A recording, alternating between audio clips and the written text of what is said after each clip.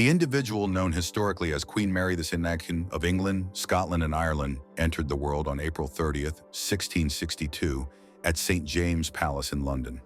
Her father was James, Duke of York, the junior sibling of King Charles II. Charles II governed England, Scotland, and Ireland, and had recently managed the restoration of the Stuart monarchy across the three realms of Britain and Ireland in 1660, just before Mary's birth. In the 1660s, Charles II himself lacked a legitimate child, positioning James as his heir and consequently making Mary second in the line of succession from her birth. At that moment, however, King Charles II had only recently wedded Catherine of Braganza, and the general assumption was that he would soon father children with his Portuguese spouse, thereby ensuring a direct line of inheritance. This outcome would ultimately fail to materialize, and the consequences profoundly shaped the trajectory of Mary's life. Mary's mother was Anne Hyde, daughter of Edward Hyde, the first Earl of Clarendon, who served as King Charles II's most influential government minister for much of the 1660s. Anne, like James, had been brought up Protestant, but extensive exposure to Roman Catholicism during their continental exile, particularly in France and the Spanish Netherlands in their youth, led both to convert later on. Their pre-existing inclination towards the papal faith in the early 1660s was suggested by the choice to name Mary after James's great-grandmother, Mary, Queen of Scots, renowned for her unwavering Roman Catholicism while under house arrest in England during Queen Elizabeth II's reign nearly a century prior. He observed Mary growing up during an era when Britain appeared to be regaining some sense of normalcy following decades of turmoil.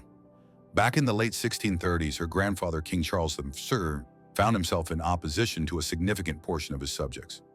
This conflict began in Scotland, where his attempts to enforce a conservative Protestantism, viewed by many as a concealed form of Roman Catholicism, sparked war with Scottish nobles in the church, led by Presbyterians, followers of a Scottish Calvinist variant. In addressing this situation, Charles clashed with the English Parliament, and subsequently a rebellion erupted among Ireland's Roman Catholics. The War of the Three Kingdoms consumed the 1640s, culminating in the trial and execution of the king in 1649 by the English Parliament and military, many of whom were radical Protestants, perceiving Charles as a clandestine Catholic. Charles received an invitation to return, reinstate the monarchy, and take the throne as King Charles II, which he accomplished in 1660, 2 years preceding Mary's birth.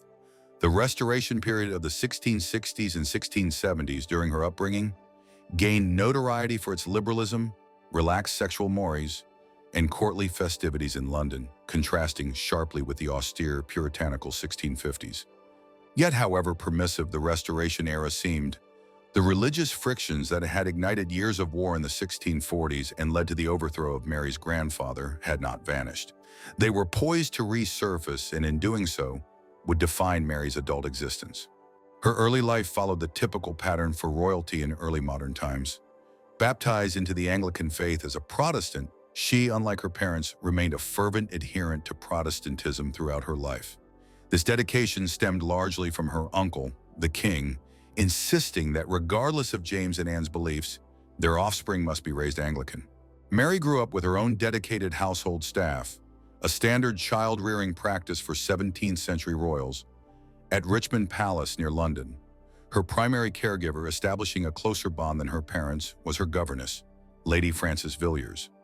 Lady Frances was the spouse of Edward Villiers, a nephew of the Duke of Buckingham, who had been the preeminent political figure in England during the reigns of James I and then Charles I in the 1610s and 1620s.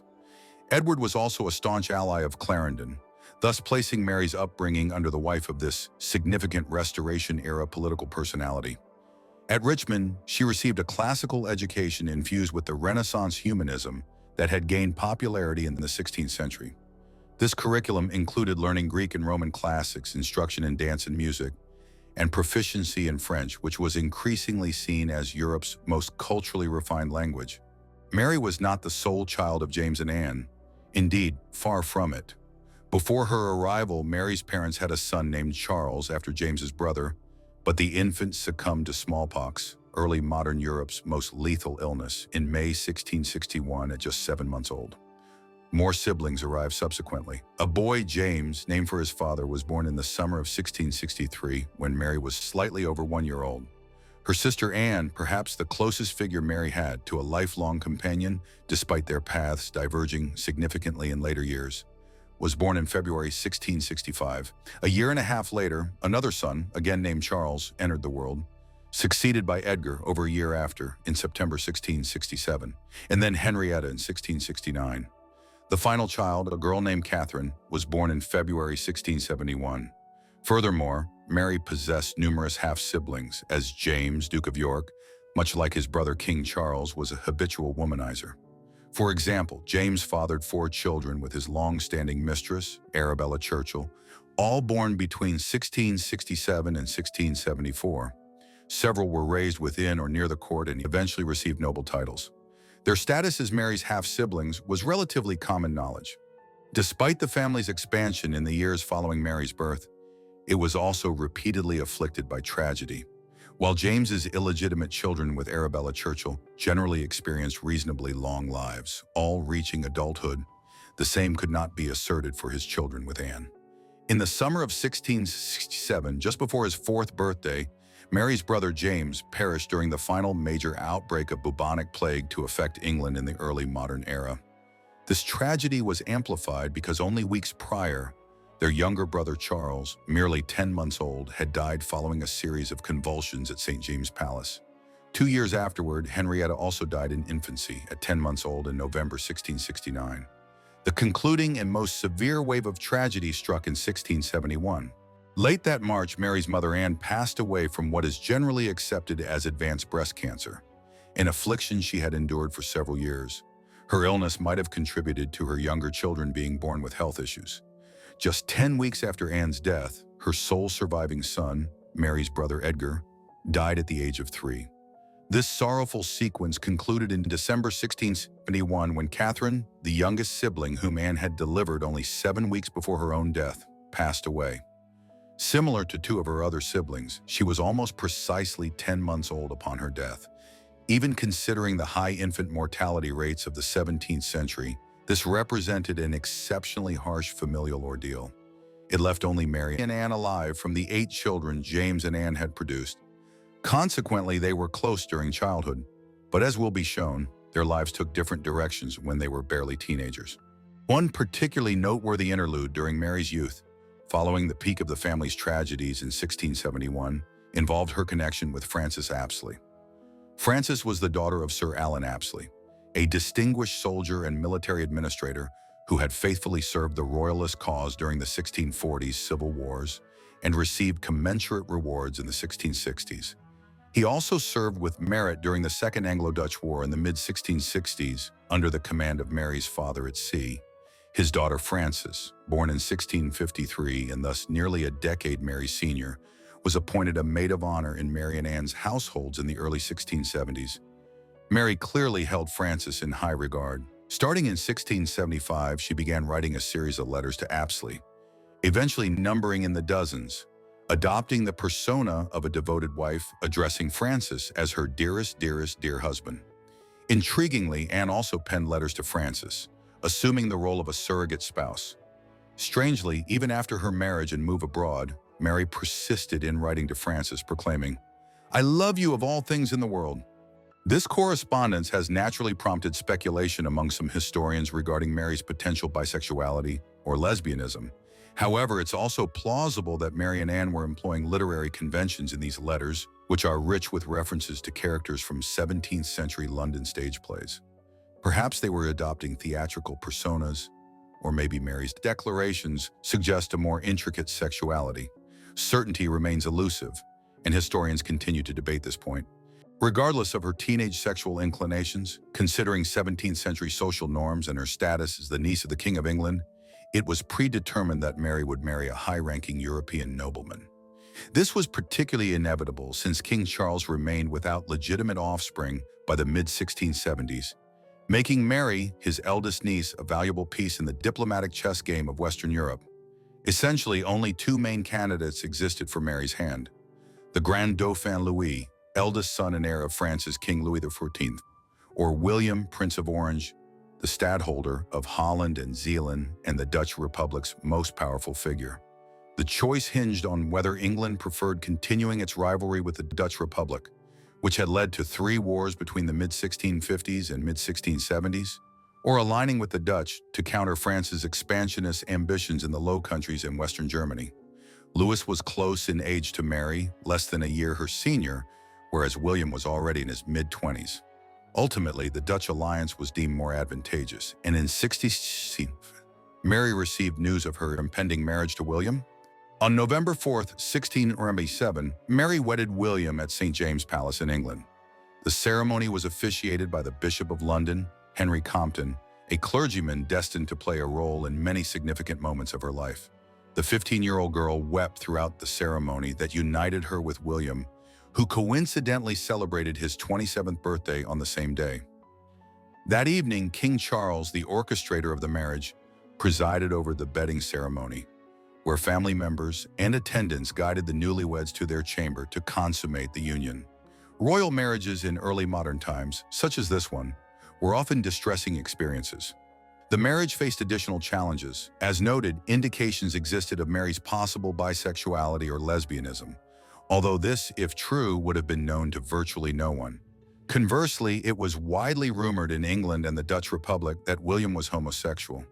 For years, he maintained several close male companions in a manner that led many to assume their relationship extended beyond friendship. Nevertheless, despite these unfavorable initial circumstances, Mary and William's marriage eventually solidified into a relatively robust partnership, strengthened particularly by their shared fervent Protestantism. Following a 2-week delay due to inclement weather preventing their departure for the Low Countries, William and Mary set out for the Dutch Republic in early December 1677. They arrived at the political capital, The Hague, on the 14th, making a formal entrance greeted by the Dutch populace welcoming the closest figure to a queen the Republic would see for many years. Mary had arrived to reside in one of Europe's prominent nations. Although small like the modern Netherlands, the Dutch Republic wielded disproportionate economic and political influence. Capitalism, featuring stock markets and corporations, had emerged in Amsterdam and London during the first half of the 17th century. Concurrently, the Dutch began establishing overseas colonies in North America, the Caribbean, Southern Africa, Ceylon, Sri Lanka, and the East Indies. The Republic prospered immensely from this newfound wealth, entering a golden age of Dutch culture and art. However, its affluence also attracted envy. At the time of Mary's arrival, King Louis XIV of France was waging wars aimed at conquering the Republic. This conflict would serve as the backdrop for many subsequent events in Mary's life. The early years of Mary and William's marriage presented a mixed picture. William was frequently away due to combat in the concluding phases of the Franco-Dutch War. Yet the union swiftly resulted in her pregnancy, and the Dutch people quickly grew fond of the Prince of Orange's new wife. Unfortunately, misfortune, not unfamiliar to Mary's family, soon intervened.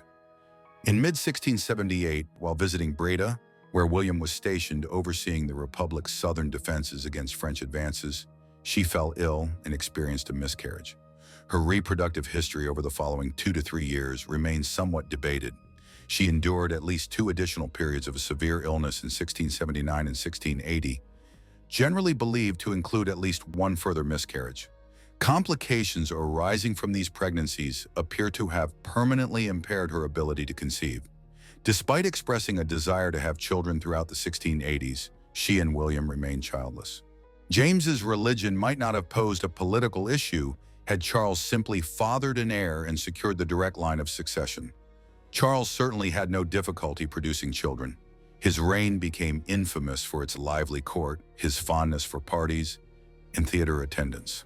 He fathered well over a dozen children. Indeed, scholars still disagree on the exact number, and Charles himself likely wasn't certain. The issue, however, was that all were born to his mistresses, women such as Barbara Palmer, Catherine Pegg, and stage actresses Nell Gwynn and Mary Mall Davis. His marriage to Queen Catherine remained childless after 3 early miscarriages. Furthermore, despite suggestions that he divorce Catherine and remarry to produce a legitimate heir, Charles remained married to her until his death. Consequently, when Charles died in February 1685, likely from uremia, James succeeded him as King James II of England, Scotland, and Ireland. This was the dreaded outcome that the more vehemently anti-Catholic factions in English political circles had feared for years. Moreover, compounding the issue, James signaled within months of his accession his intention to favor fellow Catholics in government appointments and to begin undermining Protestant privileges across Britain and Ireland. The conditions were ripe for confrontation, an early sign that Mary could potentially serve as an instrument for England's Protestant lords and gentry to remove her Roman Catholic father appeared even before James took the throne. For several years, James Scott, the first Duke of Monmouth, one of King Charles II's illegitimate sons, had resided in the Low Countries. As a Protestant and Charles's eldest illegitimate child, his popularity in England grew from the late 1670s as James's public image declined. Many saw him as a potential king despite his illegitimacy, being born to Lucy Walter, a Welsh noblewoman who was Charles's mistress on the continent in the late 1640s. In the final years of Charles's reign, Monmouth gained increasing prominence at The Hague, where Mary and William celebrated him as Charles's son. This was a precarious development as calls grew among certain English factions for Monmouth to attempt seizing the throne upon Charles's death, which he proceeded to do. In the summer of 1685, Monmouth landed in southwest England, initiating a rebellion aimed at overthrowing James and claiming the crown. The poorly planned uprising garnered little popular backing, resulting in its suppression within weeks.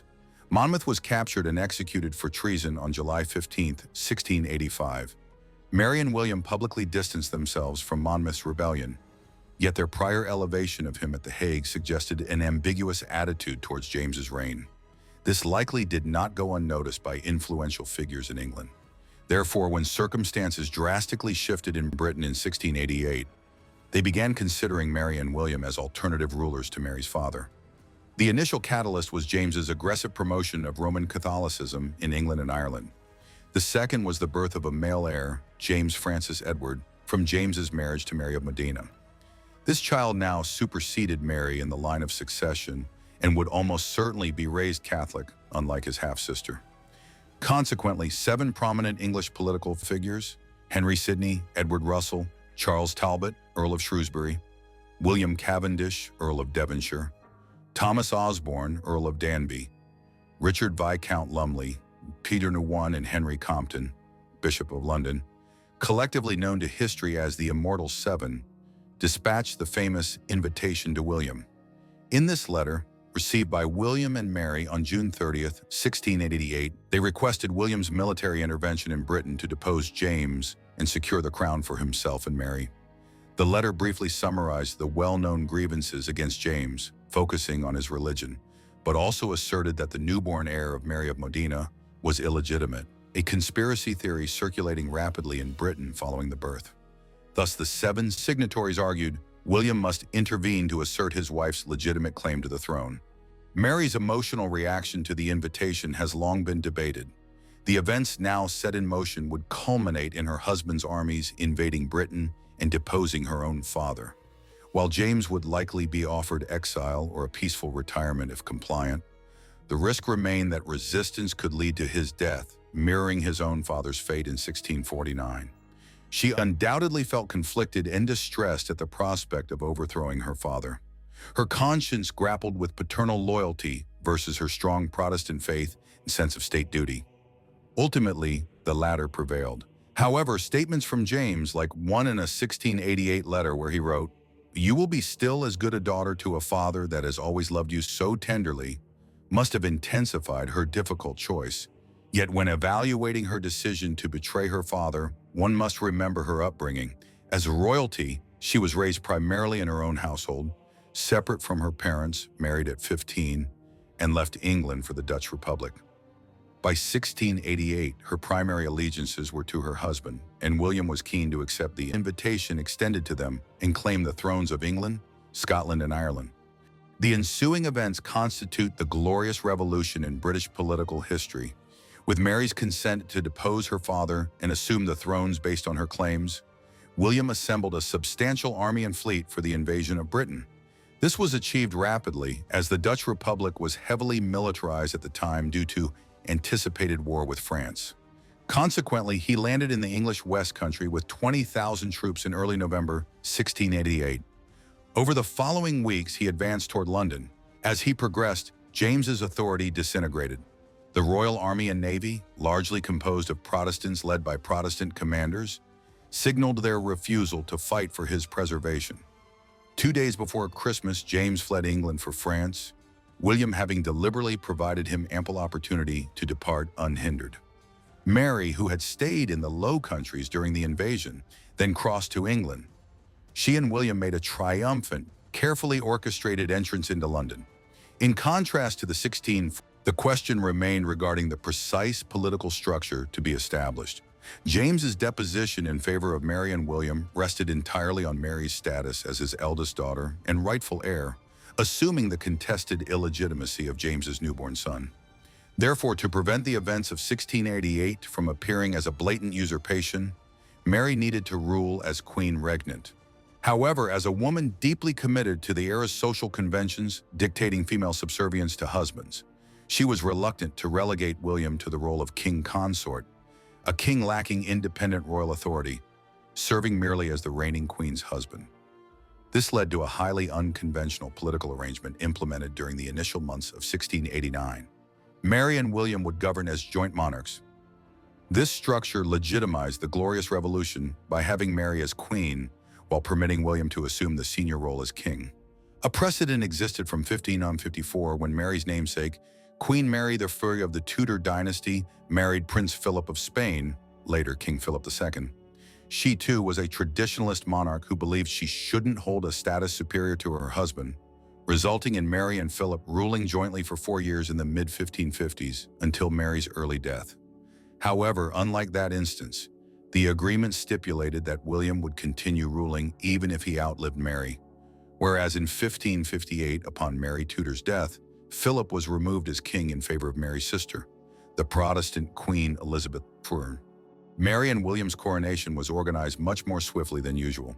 Parliament and the new monarchs aimed to hold the event promptly as a public demonstration of the recent changes and to introduce the populace to the new Dutch king and the queen, a young woman who had departed England a decade earlier as a teenager and now returned to rule Britain and Ireland. The coronation occurred on April 11, 1689. It stands unique in English political history as the sole dual coronation of a king and queen regnant. All other coronations, before and since, have involved either a king regnant or a queen regnant, typically alongside a consort, but never a king regnant and queen regnant together. William utilized the traditional coronation chair, while a special second coronation chair was crafted for Mary to accommodate the ceremony's dual nature. This chair closely resembled the traditional one, but saw use only once by Mary on that spring day in 1689. It remains in Westminster Abbey today. A distinct coronation orb was also fashioned by Robert Viner for Mary, and a coronation crown was made for her using the crown worn by her stepmother, Mary of Modena, at her father's coronation 4 years prior. The ceremony was also atypical because the Bishop of London, Henry Compton, one of the immortal 7 signers of the 1688 invitation to William and the officiant at their 1677 wedding, presided. The incumbent Archbishop of Canterbury, William Sancroft, refused to conduct the coronation or acknowledge the new monarch's legitimacy. Consequently, Mary and William were crowned by the Bishop of London, deviating from the centuries-old English custom of coronation by the Archbishop of Canterbury. As early as the Magna Carta or Great Charter of 1215, the English nobility had successfully extracted concessions from King John. Under these arrangements, he had to acknowledge that he could not impose changes upon them without their agreement, and that they possessed certain rights under the crown. By the 17th century, the central conflict had shifted to the rights of Parliament and the broader population in relation to the monarch, a dynamic that underpinned the civil wars of the 1640s. This issue was also fundamental to the Glorious Revolution. As part of the political understanding under which Mary and William assumed the throne in 1688, Parliament presented a Declaration of Right to the new rulers. This document plainly outlined the rights of Parliament and the English body politic, alongside the constraints on the Crown's authority.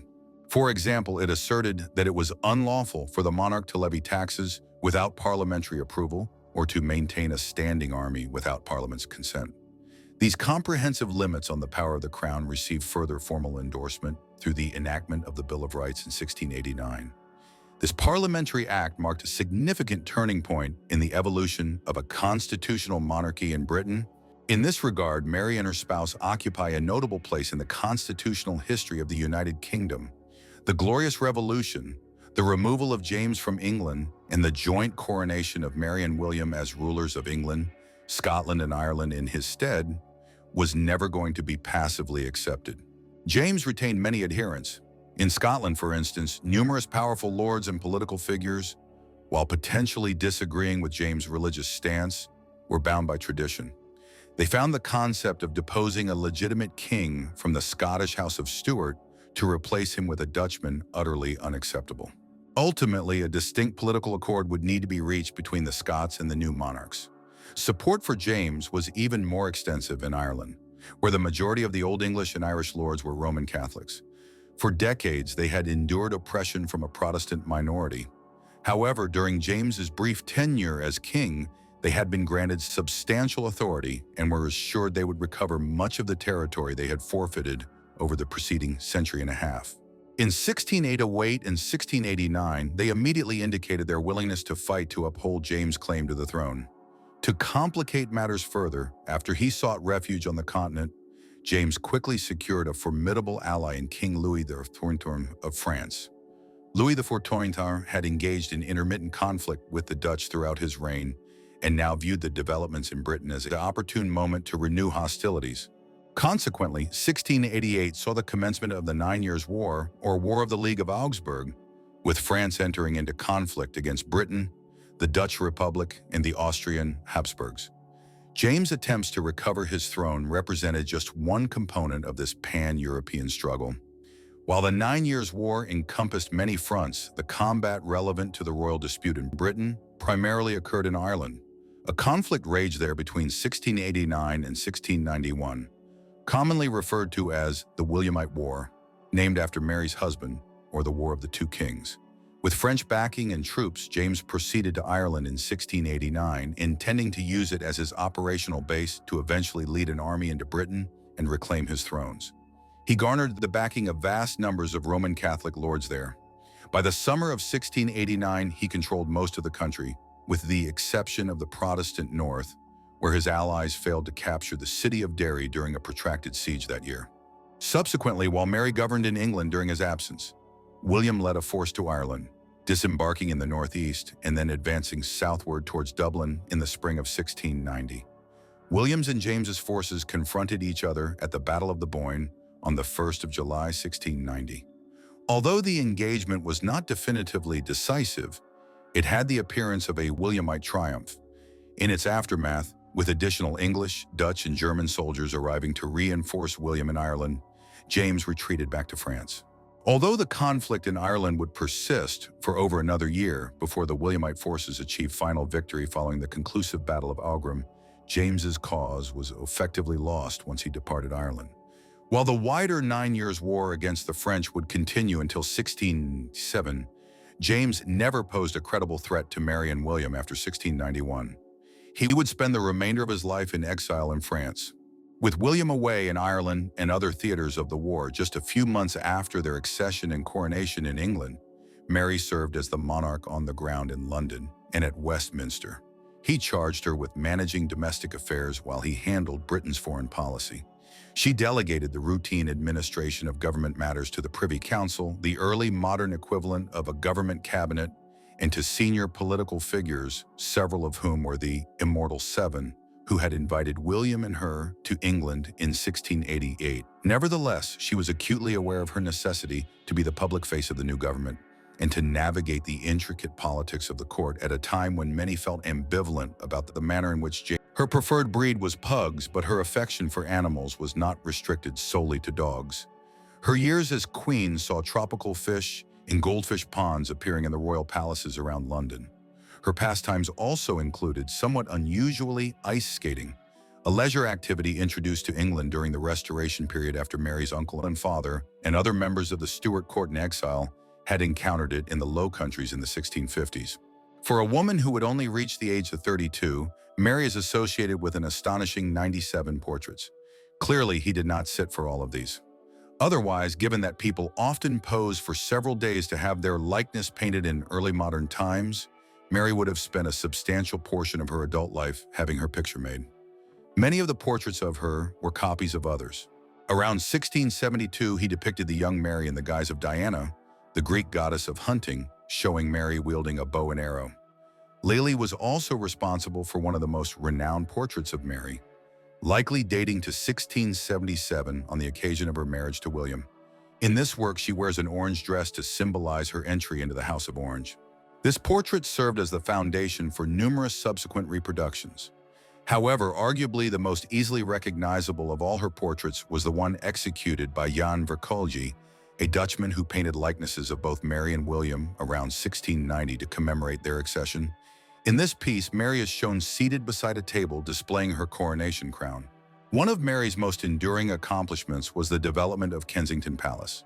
This grew from a modest two-story house which had been constructed in the village of Kensington, near London, back in the reign of James III, Mary's great-grandfather, by Sir George Coppin. By the late 1680s, the Jacobean house was known as Nottingham House, as it belonged to the Secretary of State, Daniel Finch, 2nd Earl of Nottingham. It was from Finch that Mary and William acquired the house in 1689 to serve as a retreat near London, but away from the damp air off the River Thames and the coal smoke of the city, both of which were detrimental to the asthma from which William suffered. Mary then engaged the foremost architect of the era, Sir Christopher Wren, who had rebuilt much of London following the Great Fire of 1666, to enlarge Nottingham House into a palace fit for monarchy. Wren added 3-story pavilions at each end of the house, providing separate apartments for Mary and William and quarters for servants. Extensive gardens were also landscaped around the grounds. After the King and Queen moved in late in 1689, Mary commissioned the construction of what is now the Queen's Gallery at Kensington. A fire in 1691 in many ways contributed to making the house grander, as elements of the more modest Jacobean house were destroyed and replaced with marble staircases and new galleries and chambers. Nicholas Hawksmoor, who would later make significant contributions to the construction of Blenheim Palace, one of England's greatest country houses, was involved early in his career in the building of the King's Gallery at Kensington in the early 1690s. Much of what a visitor sees at Kensington today was added later by Queen Anne or the Hanoverian monarchs, but the initial development and conceptualization for Kensington Palace can be credited to Mary and William. In addition to supporting architects like Wren and Hawksmoor, Mary and William were also notable patrons of several prominent musicians in England following their accession. For instance, Henry Purcell, who would subsequently compose the music for Mary's funeral, received sponsorship from the new monarchs. Purcell is generally regarded as one of England's leading opera composers. His avoidance of Italian, French, and Austrian musical styles in favor of a distinctively English sound made him innovative for his time. However, there was a specific reason why Mary patronized figures such as Purcell. He represented an ideal of English, Protestant court music and was therefore favored. Whereas the more fashionable Baroque music, inspired by the music of the French and Austrian courts, was conversely criticized under Mary and William as being symptomatic of the Catholic Church. Thus, unadorned religious music of the Protestant type was preferred in London in the 1690s. Even Purcell's compositions incorporated more restrained passages from the Book of Psalms, while drums and strings were more popular than the piano and violin.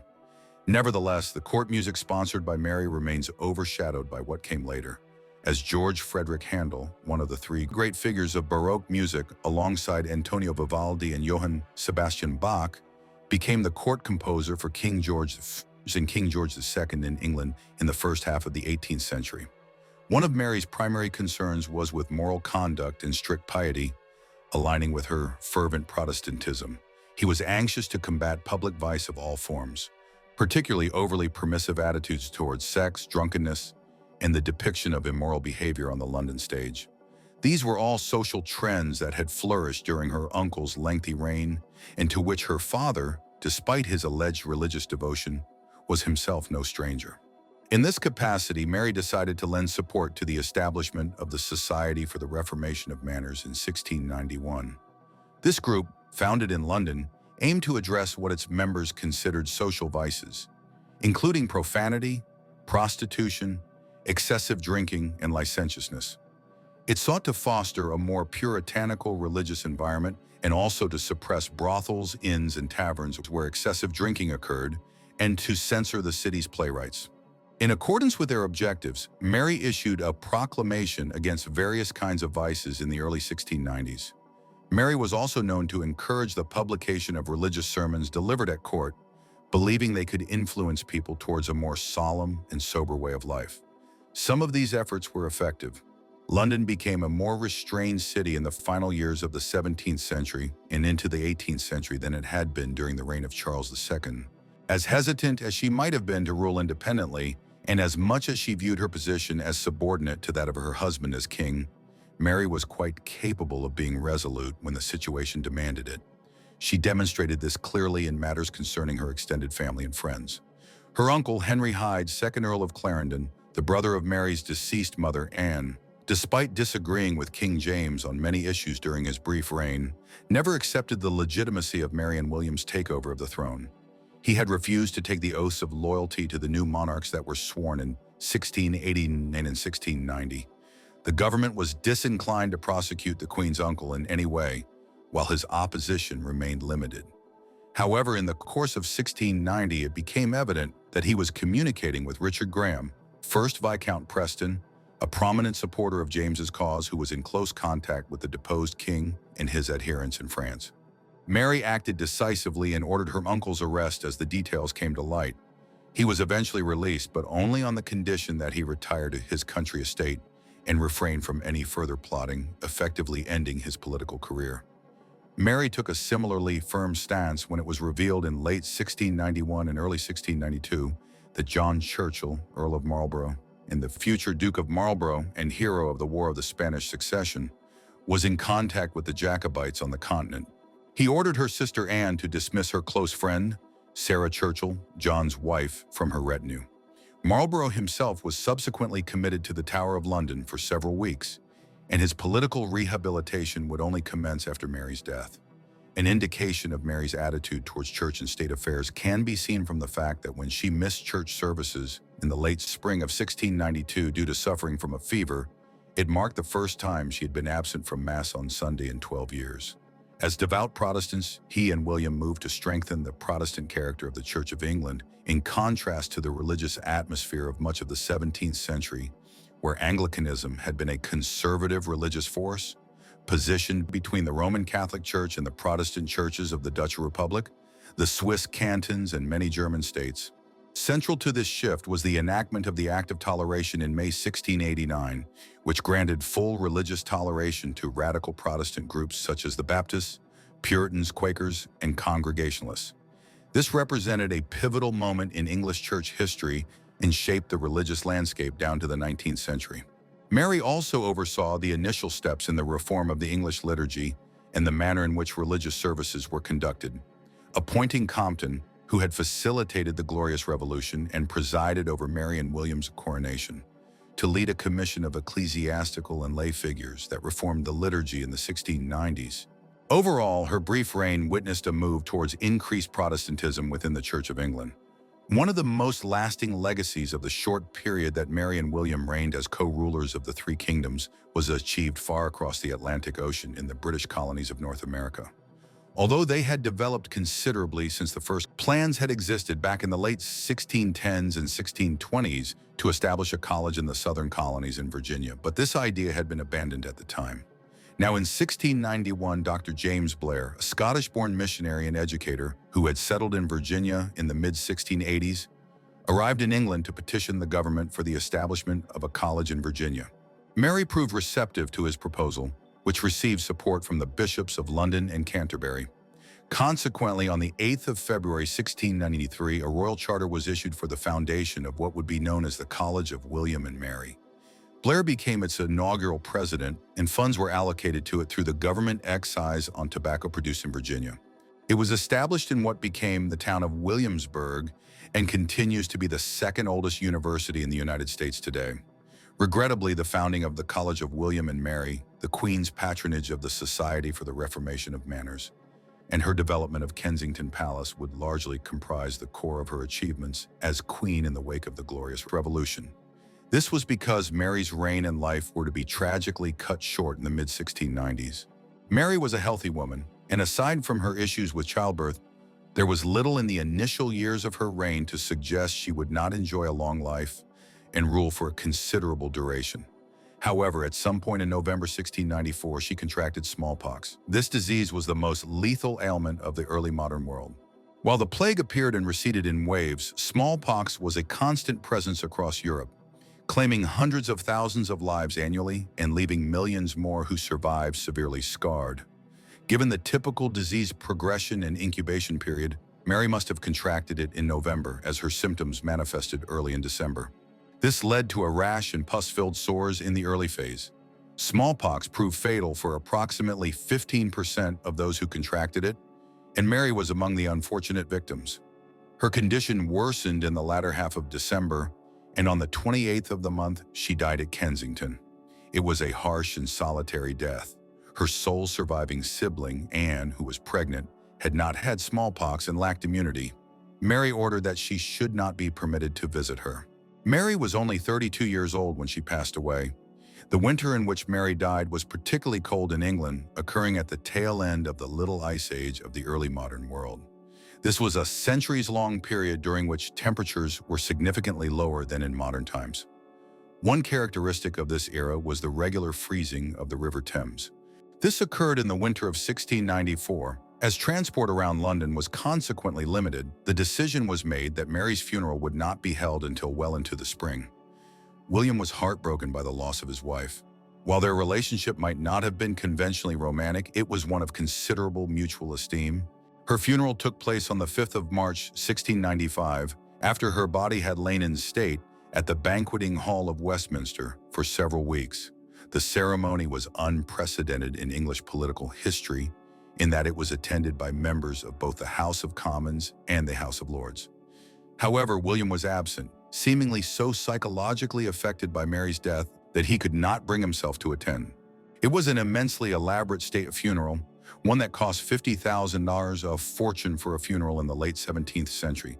At its conclusion, Mary's body was interred in Westminster Abbey in the south aisle of the chapel of King Henry VII.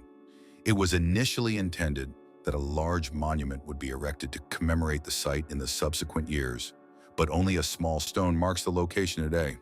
The plan for a monument was abandoned due to a lack of space in the relatively narrow aisle. William would be laid to rest alongside her many years later.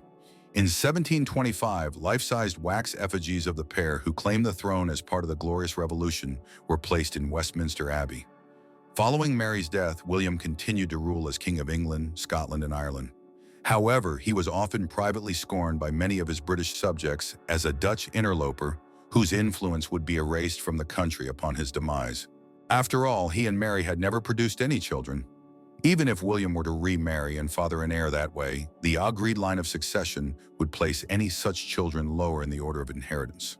Instead, Mary's surviving sister, Anne, was designated to succeed upon William's death, and then her children, presumably to be born. But Anne's history with childbirth was even more unfortunate than her sister's. Despite 17 pregnancies, she almost always suffered miscarriages or saw her children die in infancy. The only child to survive past infancy, a boy named William, passed away from unclear causes in August 1700 at the age of 11. Thus, when William III died in March 1702 and Anne succeeded him at 37 years of age, it strongly appeared that the Stuart line would end with her. And so it happened. She reigned for 12 years. But when Mary's sister died in 1714 following a stroke, the crown passed to George, Elector of Hanover in Germany. He was a cousin of the Stuarts through his descent from King James I, being his great-grandson. With this, the House of Stuart was supplanted by the House of Hanover, which would rule into the 19th century. Nevertheless, James II's son and grandson and their supporters would attempt two uprisings in Scotland to restore the Jacobite line of the House of Stuart in 1715 and 1745. In this sense, her reign was utterly crucial to the constitutional development of the United Kingdom and its religious composition. Had James remained as king into the early 18th century and subsequently been succeeded by his Roman Catholic son, Britain and Ireland would have shifted significantly back towards Roman Catholicism. The deposition of James and the accession of William and Mary ensured this outcome did not occur. However, as significant as his role was in this regard, she was otherwise a relatively minor queen.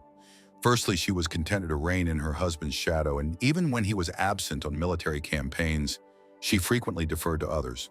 Secondly, her life was tragically cut short in 1694, not long after she became queen. Consequently, while her part in the Glorious Revolution has secured him a significant place in British history, her life was brief and marked by family tragedies and conflicts. What do you think of Queen Mary II? Was her acceptance of the British crown an act of ruthless disloyalty towards her father, or, as a Protestant, was he wise to aid her husband William of Orange in seizing the crown from a Catholic monarch, thereby paving the way for the British monarchy to become truly constitutional?